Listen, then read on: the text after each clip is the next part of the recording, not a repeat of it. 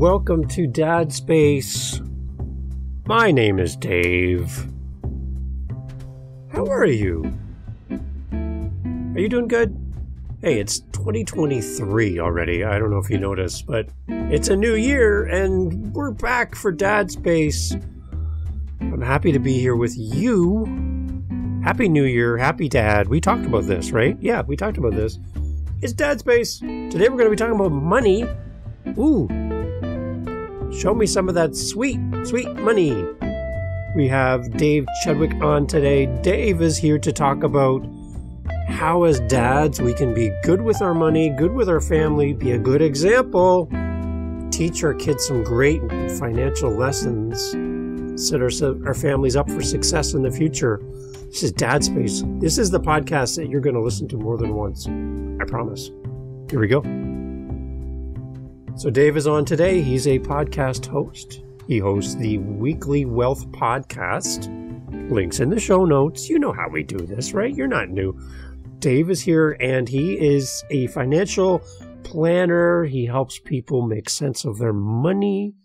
And I think as a dad, we need to do better to be an example, on how to spend our money and how to take care of our families, take care of ourselves, not be living with more month than money. We need to be a good example ourselves. There's a lot of things in here we need to learn personally and start with that right off the bat. That is something that you and I need to do from this episode before we even think about talking to our family about their role in finances around the home. Number one is you and me stepping up, realizing where we could be better and how we can do that. This podcast episode is going to talk about that. We're going to talk about the basics of money. We are going to talk about vanity purchases. We're going to talk about real estate, credit cards. When should your kids get a credit card? And what are the rules around this that we should put in place from a dad's perspective? This is a great episode. Dave is going to share lots with you. And like I said earlier, this is an episode that I would suggest that you listen to more than once. This is going to be one of those examples of evergreen content that just stays out there and it is available to you in the future. Come back here and reference this again in the future. Let's make some plans to be better with our money here on Dad Space. Welcome, Dave, to the podcast. Here we go. Welcome to the podcast. This is Dad Space, and I have a fellow Dave joining me. And I always like talking to another Dave. Who wouldn't want that? Dave is with me today. We're going to be talking about finances and how, as dads, we can set our kids up for success in the future. And Dave comes with a lot of wisdom, background. He does this for a living, and he can help us today get our finances in order. Dave, thank you for being part of the podcast. Welcome, welcome. Nice to have you here. I'm really excited to be here.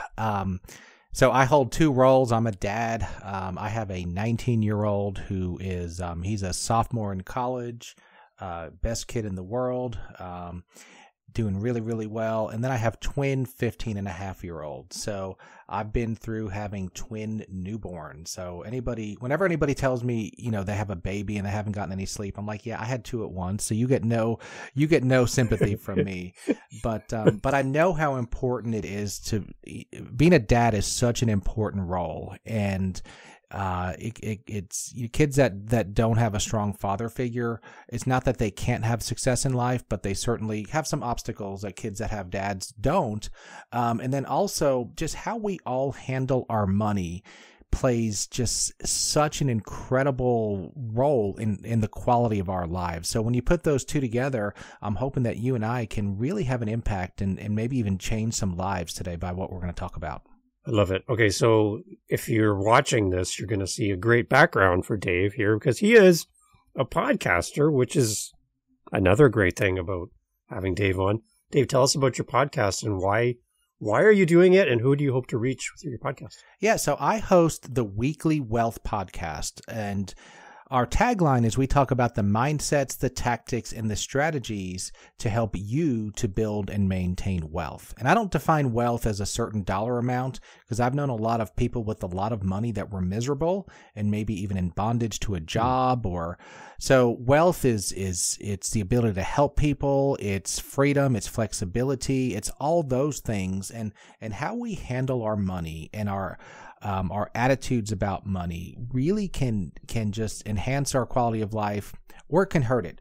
I've heard it said before that whatever you are, Dave Campbell, money will either amplify it or positively or negatively. So if you're a nice person that's generous, and let's say you run into money, you're going to be more nice and more generous because you'll have more resources.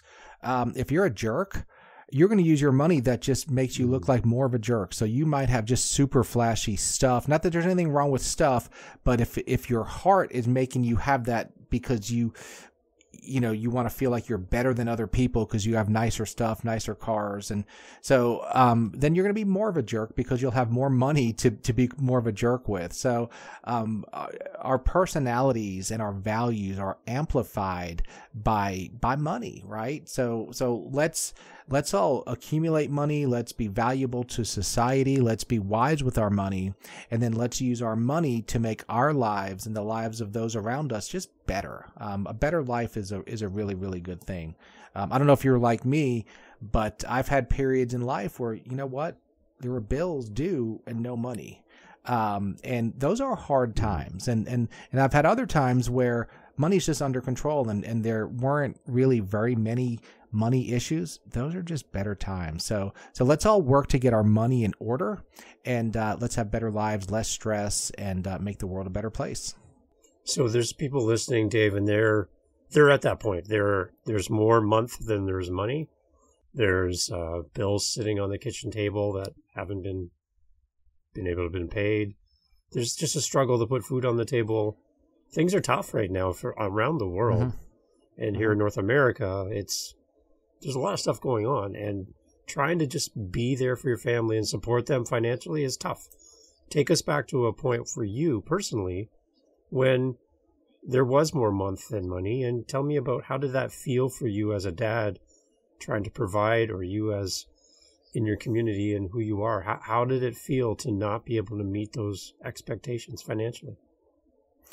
Sure. So back in 2008, I was in the same business, and that's when revenue, the global economy almost collapsed, and our office's revenue really took a dive. And I remember there was about 12 weeks where I worked, and we had let somebody go because of revenue reasons. So I'm doing the job of two people at least, and I literally had no paycheck. Like, business just didn't have enough money to pay me for 8 or 10 or 12 weeks, whatever it was. So those are hard times. And there are a couple things that we can all do. Well, number one, we all have to be always preparing for the hard times. And that's hard. It's difficult. But when COVID hit, yes, the stimulus checks and everything came out, but the people who had a little bit of a slush fund, they were able to survive until the stimulus checks got there. The people who didn't have a few dollars in the bank, they struggled. So it's not that you're good or bad if you don't have money. That's not what I'm saying. But what I am saying is we all need to strive towards, preparing for the bad times, because bad times always happen. They happen to low income people, high income people, everybody. So there's that. And then, as men, I think whether it's right or wrong, whether it should or shouldn't, we do equate a lot of our self-worth with money, like how much, not necessarily kind of the getting rich, glamorous, I have a yacht and a jet, but just, being able to provide for family. So when you're having to say no to your kids, that as a dad and as a dude, that just doesn't feel good. I mean, we just don't like that. We all want to say, my kids have everything that they need. And if there's a time in life where you're not able to say that, yeah, that's super, super hard for sure. And it is a time for you to look back and say, well, at this point, money's not incredibly plentiful, but love still is, and all the caring and non-financial things that a dad does for the family is still there.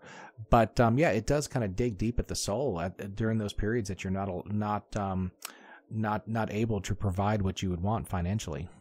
So how do we set a good example for our families, for our kids, our partners, or spouse on how to live well financially, where finances doesn't rule every decision we make, and we have some flexibility and freedom? How do we take our knowledge of what we've learned as now adults and share it with the next generation, our kids? Well, I think you have a couple things. And the first one is really kind of an attitude about being purposeful with money. Okay. So one of the more important exercises that any of us can do, whether we're wealthy as far as have a high income, or if we have a low income or anything in between, is we can spend a little bit of time tracking money. Okay. So I'm the kind of person, if I have $20 in cash in my pocket, by the end of the day, it's gone. I just, I may have taken you out to lunch because I like being generous. I may have, just stopped and got a $5 Starbucks, who knows, but that $20 is gone, and $20 is not the end of the world. But if that happens every day, then that does become a noticeable amount of money. So being purposeful with our money is very important. Now with kids, you can do this in simpler ways. You can give kids allowances, and then they get to be in charge of what they buy within limits. You can, I remember very vividly, one of our kids got a birthday check for 20 or 30, or I don't know how much money it was, but he wanted to buy this little Star Wars R2-D2 thing in Target. I don't even know what it was. And, he handed his $20 to the cashier, and they didn't give him any money back. We actually had to put another $1 or $2 towards it. And he cried. He was 4 or 5 or however old, but he was like, wow, I don't have any money. So it's like, well, that's what buying stuff is. It's trading money for stuff. And in this case, he realized pretty quickly that he would have rather had the money than the stuff. Which is a good lesson because he's a cheapskate now, and he actually has a little bit of money saved up, and he doesn't spend every dollar that he has. But I think the first thing to do in any area of life where you're looking to improve is to kind of see what's happening. So be purposeful, track, maybe keep a money diary, maybe look at your look at your bank accounts, your credit cards, and see, do you have a Netflix and a Hulu and a Disney Plus and an Amazon Prime subscription? And they're each $10 or $20. So it's not a lot of money, but if you have 3 extra ones, that's $60 or $70 or $80 per month. That's $1,000 a year. And then if you're wasting another 1,000 other places, another 1,000 other places, all of a sudden it starts being very, very noticeable. So first thing is just to be purposeful and know what's happening with your money, and get your kids involved to the level that they can be involved in. Obviously, a 3-year-old can't be involved with those kind of things, but you can give a 3-year-old, 10 $1 bills, and let them kind of decide where they spend those 10 $1 bills. Or maybe they save one of them, they give one of them away, and then they have 8 of them left, and then they have some input. So I'm very, very big about being purposeful. So being purposeful is number one. And that has nothing to do with where you invest your money, has nothing to do with stocks, bonds, mutual funds, all kind of the sexy parts of financial planning. It just has to do with being purposeful and knowing where your money's going, telling it where to go, as opposed to, I'm sure you've probably had some months in your life where you're like, where the heck did my money go? I mean, I should have a surplus, but I don't. So that's number one, is be purposeful and track. So one thing I noticed on your website and just talking with you as well is you guys did something unique for your oldest. Now that he's off to school and post-secondary and everything, going off to do that, instead of living and paying rent, you guys came up with an interesting solution.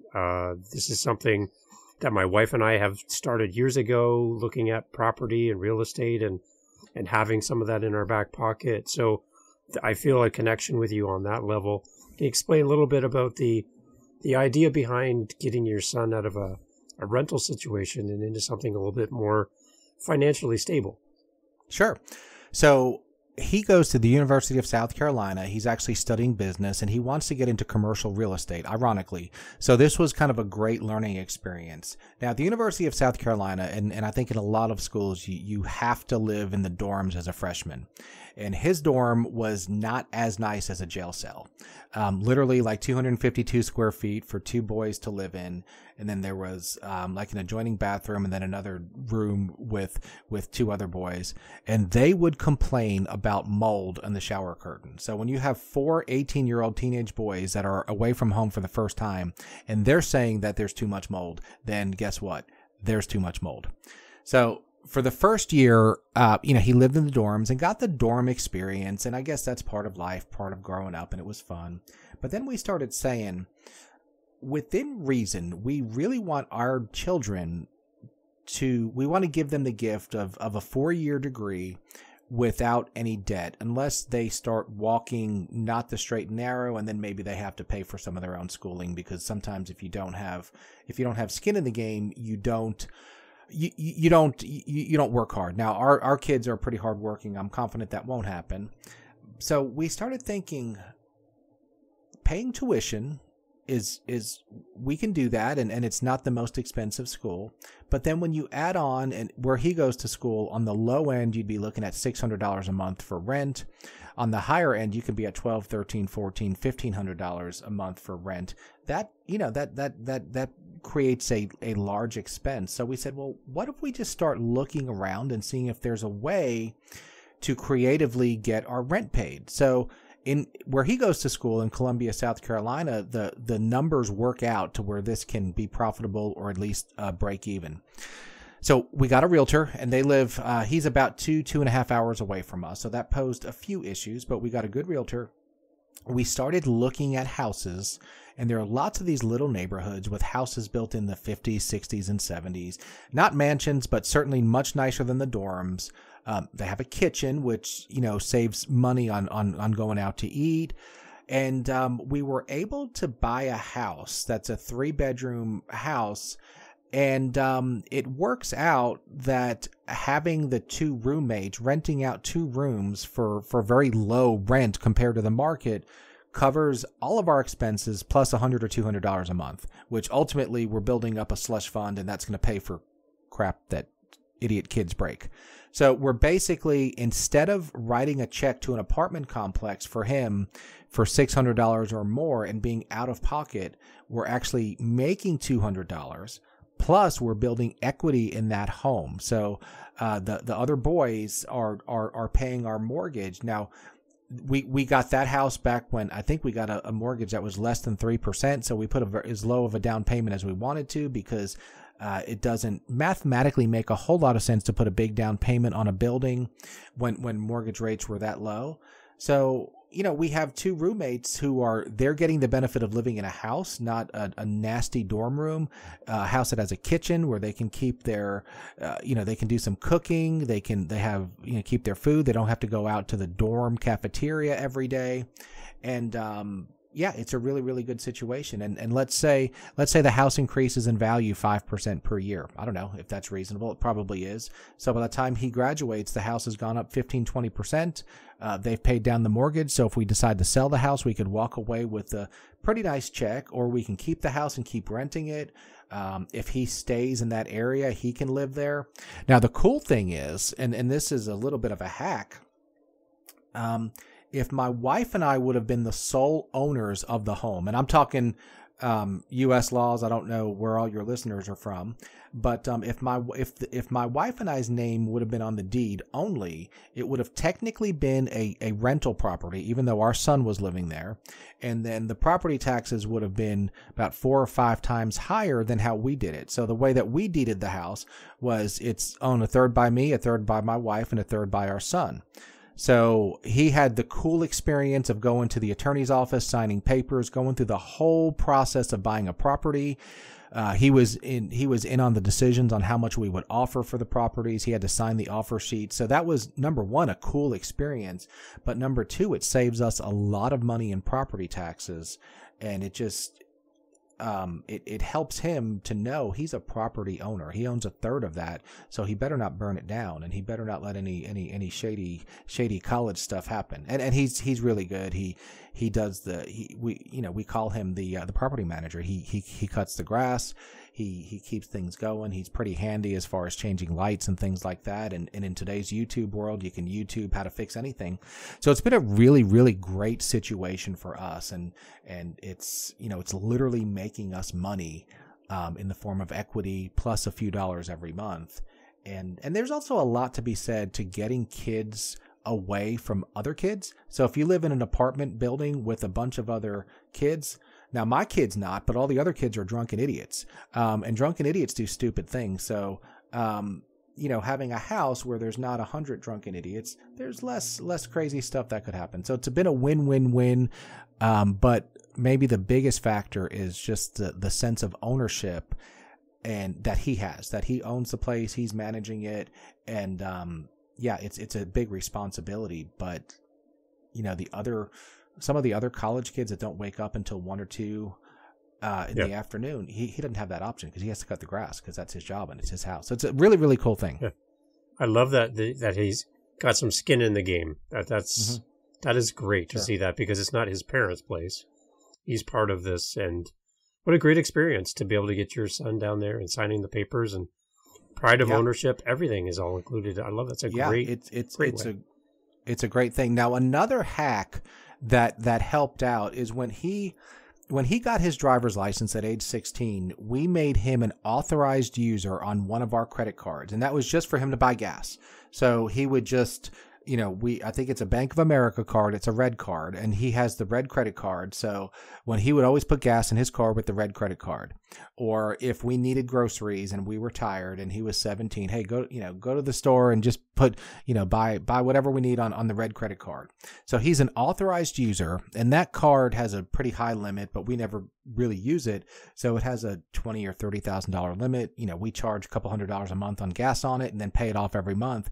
So because technically he's a borrower on the loan as well. So his income, which probably was literally $1,000, was factored in, but his credit rating was also, and his credit rating, I think, was a 770, just because he had 3 or 4 or 5, 3 years, I believe, of continuously made on time credit card payments in his name. He didn't pay them, but it was attached to his Social Security number. So all the things that credit affects when he graduates, when he goes to get his own cell phone, if he goes to borrow money to buy a house, credit affects all those. So he'll get the best cell phone rate because they're not going to surcharge him for bad credit. Even car insurance has a credit component. So if you trust your kids, you can make them an authorized user on a credit card, and then that helps their credit. Now, another hack is your kid doesn't have to know about it. So if your kid is a little crazy, you can get a credit card in their name and then just use it to get your own gas, and they don't even have to know that the card exists. But if our son Evan, he has that card, he could go out and buy a $20,000 item tomorrow, and we have no recourse because he's an authorized user to use the card. So you do have to trust your kid, but when they're young, they don't necessarily have to have possession of that credit card either. So what age would you say? Great hack. What age would you say is a good age to start the process of creating that credit? When they get their driver's licenses, I think is a good time. At 16, you're still immature and you can still make really, really horrible decisions, but you're also old enough to understand consequences. So you put some rules. Actually, our twins just got their driver's licenses. They're 15 and a half. And we just got them credit cards too. And, I threaten their lives and threaten violence and horrible pain to be inflicted on them if they buy anything other than gas or what we tell them to buy. But, and they won't, but, in theory, yes, they could go to Best Buy and they could buy a $5,000 television and they're authorized to use the account. So you have to trust your kids.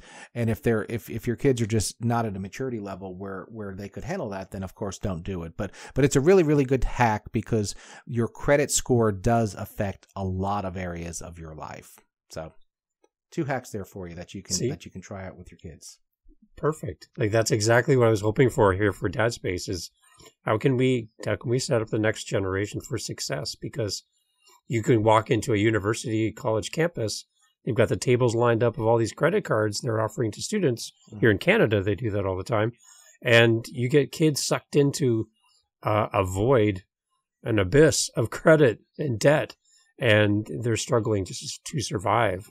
and they don't have the good habits created over time to be good with a credit card. So, well, and one thing you mentioned is habits, and I say this with grace and with mercy and with love, but all of us, we are in our financial situation because of our choices and what we've done. Now, some of us have been, we've had harder paths, and there's no question some people have easier paths. So this is not to say if you don't have money, you're a bad person.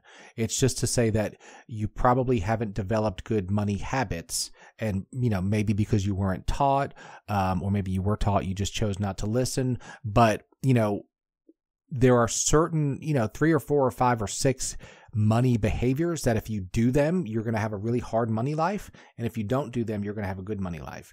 And if it were only about earning a lot of money, pro athletes, rock stars, they would never go broke, but they do too. The only difference between them and us is they go broke and they have a heck of a lot more fun on the way down because they're driving Lamborghinis and everything else where we're not. But, we have to take personal responsibility for where we're going. Maybe what happened to you in the past was not your fault, but once you're a grown up, you kind of have to say, my past, I'm not going to let it destroy me. And I'm going to make, I'm going to shift, and I'm going to make good decisions moving forward. We can't change what's happened in the past, and we can't change if we were dealt a more difficult hand. And it's totally legitimate to say that some people were dealt more difficult hands than others. I mean, there's no question there.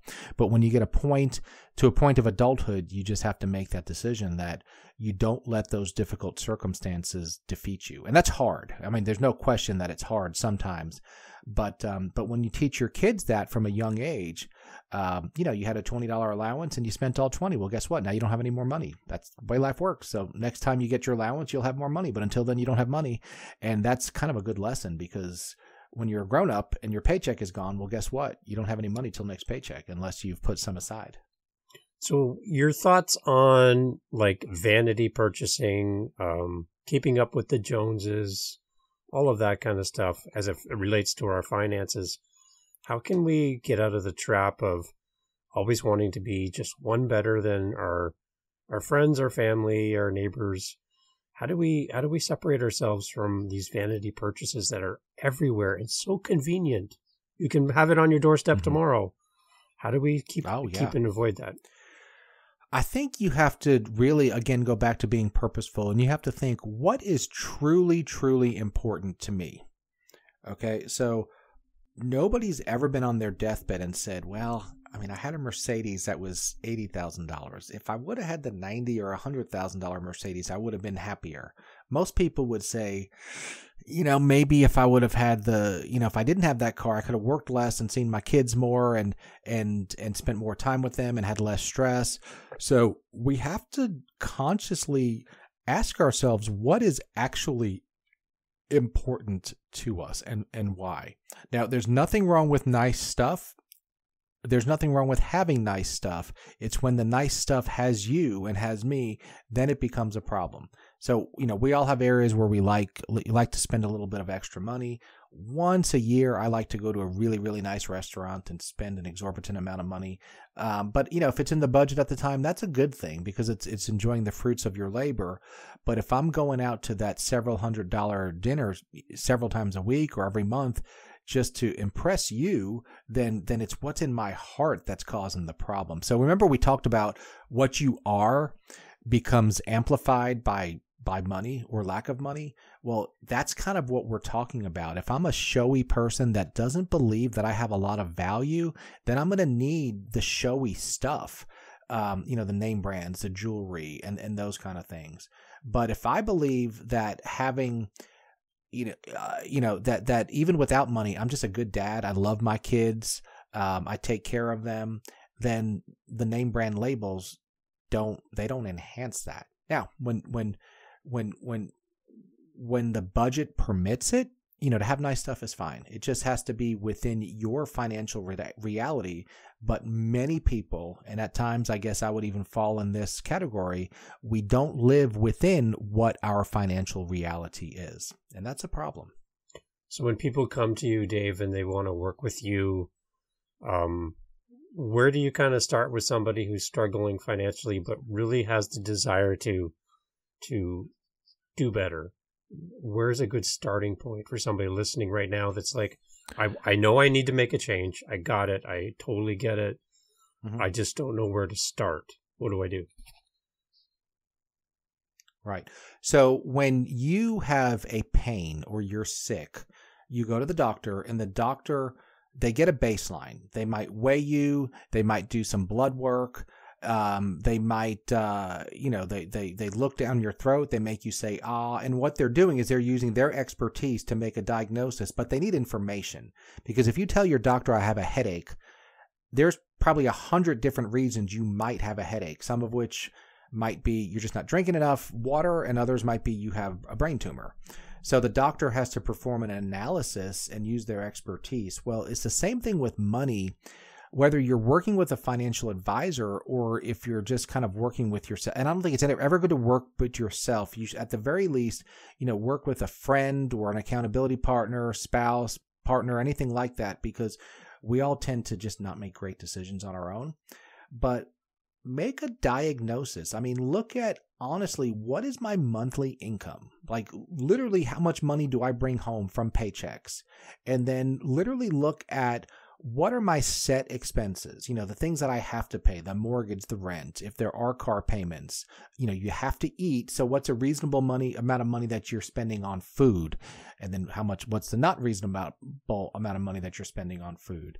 And then kind of say, and I've done financial literacy classes with some lower income people, and I've always had people say some version of, holy crap, I should have ...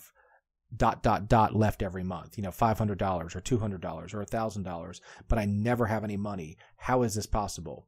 And the way that it's possible, I had one girl at my class, and we did a class every month, a group class, and then everybody had a meeting, an individual meeting with me, kind of halfway between. And she told me, she said, you're going to kill me, but each of the last 2 weeks, I spent $80 each week at Starbucks. Now, I don't know how much money you make. Maybe you can afford $80 a week. I can tell you she could not afford $80. This was not in the budget. It simply wasn't. So it's like, well, you have two choices, really. You can have $80 or you can have that coffee. You can't have both.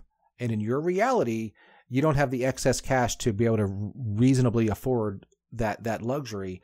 So what do you want to do? Do you want to be poor and have coffee, or do you want to work towards financial freedom and make your own coffee? And that's the simple choice. And there's no, I don't think you can really soften it. I mean, that's just it. That's the choice. Do you want to be poor with coffee or be working towards a better future and make your own coffee? And she got it. I mean, she definitely understood, and seeing those numbers really hit home to her. And I think when most of us when we see the actual facts of the numbers, then, it's kind of undeniable. And so do a diagnosis, do a financial diagnosis, look at how much money you're bringing in, look at how much money is going out, and then look at how much money should go out.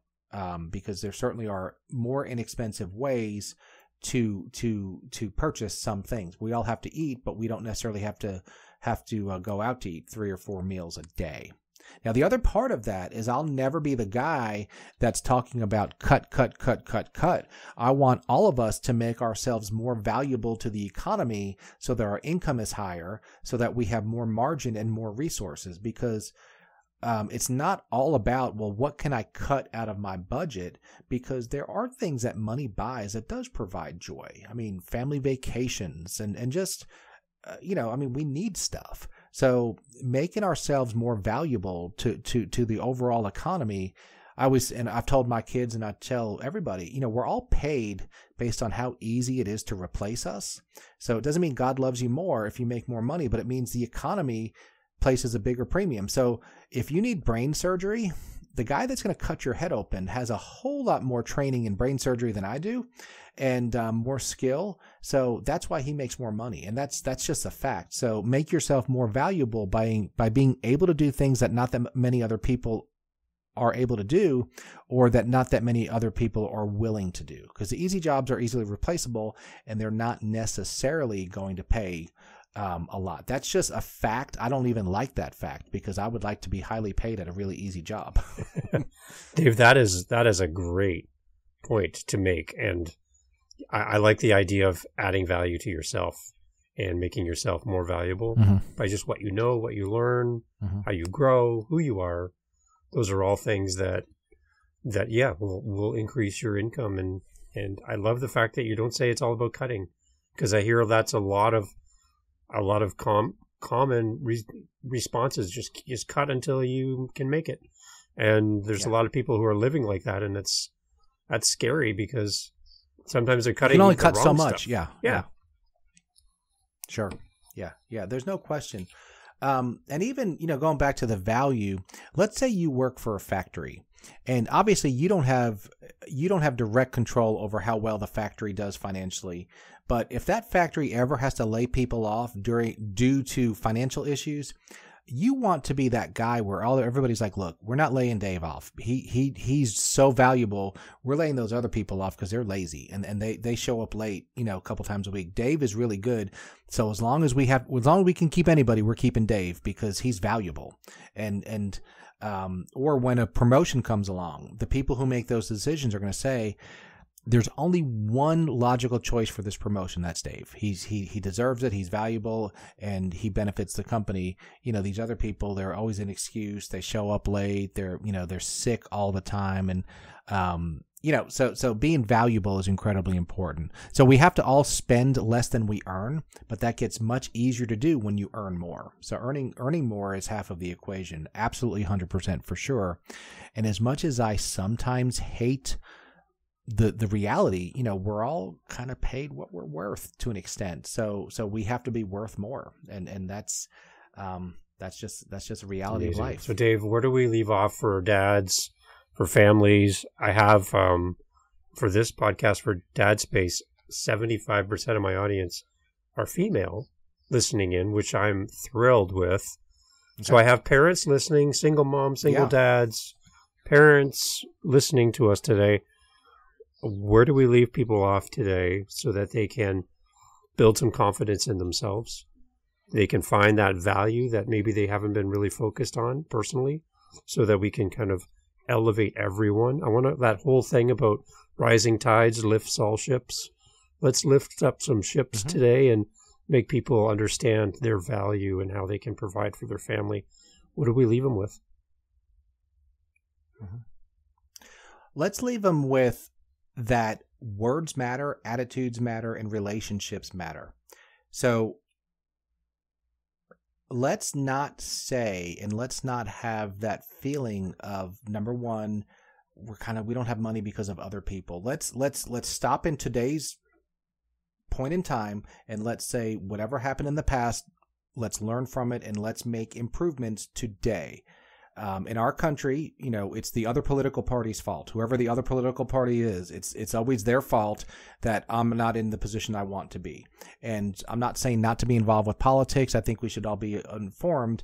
But if the guy that you wanted to be president didn't get elected or vice versa, you still can be a good person and still can succeed. Okay? So let's take responsibility for ourselves moving forward.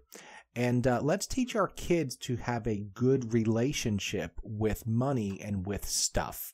Okay, so you can do that with allowances, giving them a budget, letting them buy some of their own stuff. So if you give your kids a set amount of money for school clothes and they get to pick whatever they want, and maybe the Under Armour t-shirt is $50 and maybe the Target brand shirt is $10 and you can get 5 of them, let them make that decision. Now, of course, you can bail them out if they buy too much of the expensive stuff and don't have enough, but let them make some of those decisions that they're getting to determine how their monies are being allocated. Let's teach our kids to be generous. Nobody ever went broke by being generous. So helping the world, I think, is very important. And let's also teach our kids that the intangible parts of money and how we handle money affect our lives.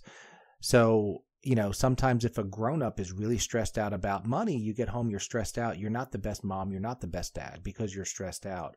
So that's a big motivation to have money under control, because stress doesn't help anything. And when you're worried about paying bills, and then maybe you get laid off and there's no emergency fund, again, I'm not putting blame. I'm just saying that we all need to be striving to be financially sound, and that is done, in some baby steps. Just really quickly, if you get the basics, so if you get your budget under control, B for budget, you're going to be looking really good. If you get A for allocation, meaning that you have different buckets of assets, you're going to be really good. So if you have an emergency fund, you have some investments that can grow, maybe some real estate, and money in different buckets, you're going to be looking good. S is systems. So if you get some financial systems in place, like maybe setting up your bills on auto pay so they get paid, maybe systematically paying some debt down, so making $10 extra per month payment, maybe putting a few dollars of every paycheck in a savings account, just systems. If you get your I, insurance, you get that in place, because insurance does really nothing else but protect your money. So when stuff happens, and if I hurt you, either my money's going to pay for your damages or my insurance is. So I better have my insurance the right way. And then C of basics is caring. How can you use your money to care for the world? Ultimately, I think most of us like giving money away and helping people. And then S is support. Who do you need in your life to support you? Now, if you're a complicated business owner, you need a CPA, you need an attorney. Maybe if you're just someone who's younger, you just need an accountability buddy that say, hey, we're going to both kind of stick to a budget, but we all need support. So budget, allocation, systems, insurance, caring, and support. And if you're getting all of those either kind of in shape or moving towards in shape, believe me when I tell you, your life is going to be better. Taking us right back to the basics is what I love. It's great, Dave. Thank you. This is great. Yep. I love it. Easy People stuff. Listening, Dave, they might be Easy interested. stuff. They may want to continue the conversation. What do we do to reach out? Where do we find you? Well, definitely, in addition to your podcast, check out my show, www.weeklywealthpodcast.com. We talk about all kinds of financial topics. Maybe 60 or 70% of our topics are geared towards business owners and how they handle money, but a lot of them are geared towards everybody. And then if you have any money questions at all, I'm always happy. With Zoom, I can meet with anybody and we could have a 30-minute conversation. So you can email me, david@parallelfinancial.com. That's david@parallelfinancial.com. Always happy. There's no obligation. We can point you in the right direction. If there are some major next steps, we can decide if we're going to take those. But sometimes it's really just a matter of, hey, if you're in a kind of a crisis situation, let's solve the immediate crisis, and then let's build in a little emergency fund. And if you're a complicated situation with lots of assets and tax issues and things like that, we can provide advice as well. But, I've been at both ends of the spectrum, and I just know that when we have our money working for us, and when we know that we have kind of our each area of our financial life is moving in the right direction, we just sleep better. And as dudes, we kind of know that that's part of our calling, is to be sound financially. So let's all look to be sound financially, and yeah, let's make it a great year. Awesome. This is Dave here on the Dad Space Podcast, talking all things money and taking us back to the basics. I love it. There's so many good things here. I've got notes that I'm going to be going through. There's stuff I'm going to be talking to my kids about.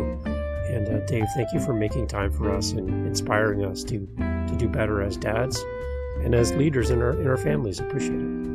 No, I love it, and I love the topic of money, and I love the topic of fatherhood. They're both obviously a huge part of my life, so I really appreciate the opportunity to share this with your audience. Awesome. Thank you very much. Everybody go check out. We'll have all the links in the show notes as always, and I would encourage you to go over and just even say thank you to Dave for giving up his time today and sharing some great practical things that we can all put into place today to help our families. Thank you. Perfect. Thank you for having me. Thanks for listening to Dad Space today. Go check us out on all of our social media, YouTube, all that great stuff. You can find us as Dad Space Podcast. Real simple. Dad Space Podcast, whether you're on Facebook, Instagram, TikTok, even YouTube. Email us, dadspacepodcast@gmail.com.